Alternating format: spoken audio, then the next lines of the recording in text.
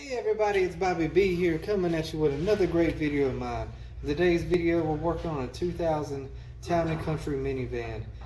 What we are doing is replacing a bad tensioner pulley assembly. The actual bearing isn't bad on it. It's actually the assembly, the spring, the tension on there is what is bad. It's not keeping enough tension on there, and it's getting the belt loose enough where it can slip off, so that's why we're replacing it. Let's get into it. Alright, once you get the belt off of there, which everybody should know how to get the belt off, you just mess with your tensioner pulley and you'll be good to go.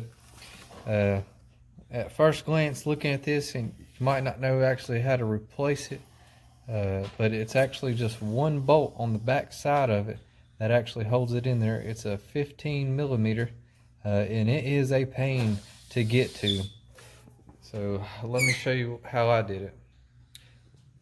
Alright, first off, you're going to need to jack the vehicle up because you're going to need to get underneath it.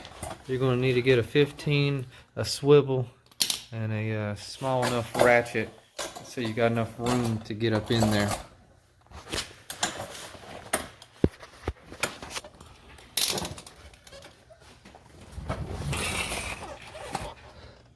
Can't really see underneath here too good, but right there is the other end of that tensioner. You can see the bolt right there. I already got the nut out, but with that swivel and that extension you can get back there. You're going to need to definitely use a short 15 and not a long 15.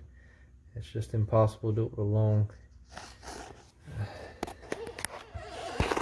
Alright, after you get the new tensioner in there, you just want to put your belt on there, check it all out, and you should be good to go. Alright, this wraps it up on this video. This took care of my problem. I hope it takes care of yours.